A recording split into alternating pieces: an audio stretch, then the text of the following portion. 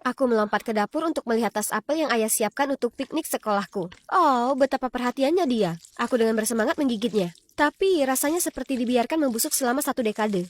Aku dengan panik memeriksa tasnya dan melihat ini bukan satu-satunya yang busuk. Ayah! Hai, aku Doris, dan hal seperti ini adalah kejadian sehari-hari bagiku. Ayahku yang kikuk dan buta warna merupakan dua faktor yang membuat hidup menarik. Sejak ibu meninggal, aku harus mengawasinya seperti elang. Kalau tidak, dia akan mengacaukan segalanya. Suatu kali dia memanggang seekor kalkun, tapi itu sangat mentah sampai kalkun itu terlihat akan melompat dari piring dan berlarian di rumah. Dan pada ulang tahunku yang terakhir, dia memberiku sepasang sarung tangan berbeda, satu oranye terang dan satu hijau neon. Dengan enggan aku mencobanya, terlihat seperti badut, sementara orang-orang tertawa terbahak-bahak. Terlepas dari semua itu, dia tetap seorang ayah yang luar biasa di mataku, seorang seniman super berbakat dengan karya seni yang luar biasa. Asalkan diberi label pada warna cat, dan juga merupakan pendukung besar impianku. Sejak pertama kali dia membantuku berseluncur di danau, aku tahu itulah panggilan hidupku. Jika aku bisa jadi seorang seniman meski aku buta warna, bagaimana beberapa rintangan saja bisa menghentikanmu jadi skater? Bravo, aku pasti akan memberinya nilai 100, kecuali bahwa dia punya satu aturan gila, tidak boleh berkencan sampai aku berusia 18 tahun. Bukannya aku terlalu mikirin cowok, satu-satunya anak laki-laki yang aku ajak bicara adalah tetanggaku, Ben, dan ayah sepertinya suka dia. Anak itu cukup baik, dia suka menggambar, seniman adalah orang penuh perhatian, sama sepertiku. Hohohoho. Dan sepertinya dia juga tak tertarik pada perempuan. Aku tidak yakin tentang itu, tapi benar kami tidak akan pernah menjadi pasangan. Sikapnya yang lembek jelas bukan tipeku. Bagaimanapun sangat menyenangkan memiliki dia sebagai teman. Sejak kami kecil, Ben selalu menuruti apapun yang aku minta. Dari menggambar-gambar unicorn untuk kamarku, memberiku satu-satunya es pop miliknya, hingga hal-hal yang lebih seru. Seperti mengetuk-ngetuk dan berlari setelah menutupi mobil tetangga dengan tisu toilet. Hah! Dan sekarang dia selalu mengantarku ke latihan skating di beberapa kota jauhnya. Dan hanya duduk di sana sambil menulis sesuatu sampai aku selesai. Sepanjang bulan ini aku telah berlatih sangat keras untuk kompetisi besar mendatang di kota. Aku akan membawa pulang medali. Inilah waktuku untuk bersinar. Aku mulai meluncur, membiarkan ritme mengendalikan gerakanku. Angin dingin yang menyenangkan menerpaku seolah aku sedang terbang. Sudah waktunya untuk lompatan Excel. Aku melompat ke udara seperti bola kapas, tetapi tiba-tiba kehilangan keseimbangan dan terjatuh tertelungkup. Alhasil aku menduduki peringkat 29 dari 30. Ya, namun yang mengejutkan ada satu juri yang memberiku nilai tinggi. Akhirnya seseorang melihat potensiku. Aku berseri-seri ketika pria imut ini mendekatiku. Hai, aku Lukas. Aku cuma mau bilang kalau kamu benar-benar tepat sasaran. Oh, dia orang itu. Aku benar-benar ingin mengenalmu lebih jauh. Bagaimana kalau kita jalan-jalan bersama? Kubawa ke tempat spesial seperti dirimu bagiku.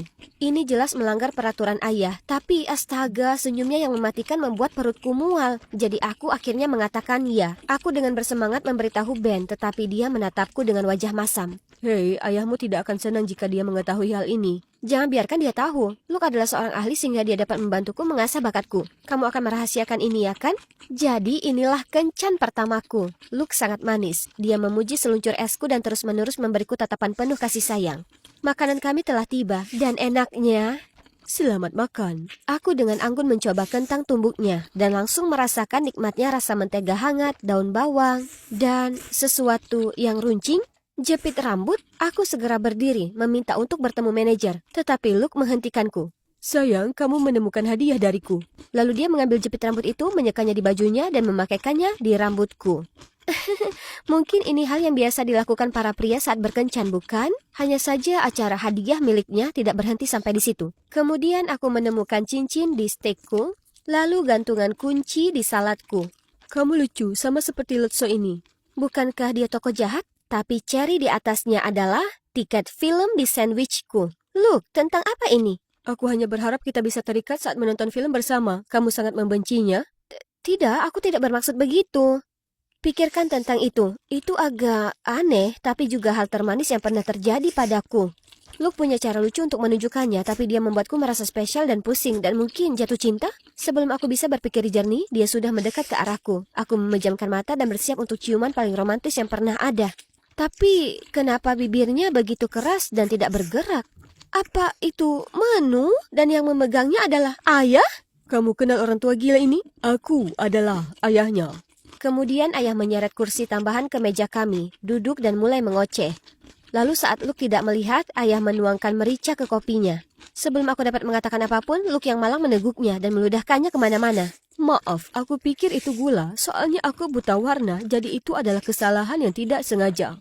Setelah itu, dia secara tidak sengaja memercikkan saus ke meja Luke, lalu mengambil gelas anggur merahnya dan menuangkannya ke atas Luke, sambil mengatakan dia sedang mencoba untuk membersihkannya. Cukup, orang tuamu sudah gila. Tidak ada yang akan berkencan denganmu lagi. Lalu dia bergegas pergi. Aku sangat marah, bagaimana bisa ayah mempermalukanku seperti ini? Kamu mengontrol, gila dan melakukan hal-hal paling bodoh. Kamu tidak izinkan aku jadi diri sendiri dan menakuti teman kencanku. Tak satu pun permintaan maafnya bisa menggugahku. Aku punya hak untuk menentukan pilihanku sendiri tanpa ayah menyelah dan bersikap konyol. Jadi aku menggunakan tabunganku, aku pindah dari rumah untuk memulai hidup baruku. Kebebasan ini lebih besar dari luar biasa. Aku bisa berbicara dengan pria manapun dan berkencan sebanyak yang aku mau. Hanya saja aku tahu selalu ada perhatian ekstra yang tertuju padaku. Apa kamu merasa ada yang memperhatikan kita? Tidak mungkin, hanya kamu dan aku. Aku bersenang-senang, mau lakukan lagi? Oh, apa-apaan? Jika ayah mengira dia bisa menghentikanku dengan berbuat macam-macam seperti ini, dia salah besar. Yang terjadi justru sebaliknya. Aku mulai berkencan dengan banyak pria, meskipun aku tidak terlalu menyukai mereka. Senang sekali dimanjakan oleh laki-laki, dan kamarku selalu penuh dengan hadiah mereka. Aku memberitahu Ben semua kisah kencanku, tapi dia hanya mengerutkan kening. Yo, pelan-pelan, kamu mau kencan kilat ke seluruh kota? Men, itu hanya kencan. Bukannya aku setuju menjadi pacar mereka atau apapun. Tapi kamu bahkan tidak mengenal mereka atau apa niat mereka. Ayahku tidak memahamiku. Kenapa sekarang kamu terdengar seperti dia? Baiklah, kamu tidak merasa perlu datang ke sini atau memberiku tumpangan atau apapun. Aku bisa berangkat sendiri ke sekolah dan mengajak teman kencanku untuk ikut berlatih mulai besok. Maafkan aku, Doris. Lupakan yang aku katakan. Aku mungkin hanya terlalu memikirkan hal-hal lain. Ya, Ben. Bagaimanapun juga dialah orang yang bisa kuandalkan. Bagaimanapun menjadi seorang serial dater dapat menimbulkan masalah. Aku mengacaukan minat Gregory dengan minat Ivan. Aku lupa aku sudah menceritakan kisah lucuku kepada Anton untuk ketiga kalinya. Aku terlambat untuk kencanku dengan Hector karena shiftku sebelumnya dengan Ryan memakan waktu lebih lama dari perkiraanku. Lalu karena sangat lelah karena semua kencan ini, aku tertidur saat makan bersama Christian. Beruntungnya aku, Ben selalu siap membantu. Ada apa? Kamu terlihat capek? Entahlah, berkencan pada awalnya menyenangkan, tapi sekarang aku tidak punya waktu untuk istirahat. Dan sekarang aku bahkan tidak bisa membedakan orang-orang. Hei, apa yang lucu? Tidak ada apa-apa, senang rasanya tidak harus berbagi alfabet kepadamu. Jangan khawatir, kamu satu-satunya B dalam hidupku. Suatu hari sepulang sekolah, sekelompok anak laki-laki mengelilingiku dan mulai menuduhku curang. Hei, aku bukan pacar siapapun, jadi itu tidak tergolong selingkuh. Aku masih jomblo, jadi aku bisa berkencan sebanyak yang aku bisa. Hanya saja kemarahanku sepertinya membuat mereka semakin marah.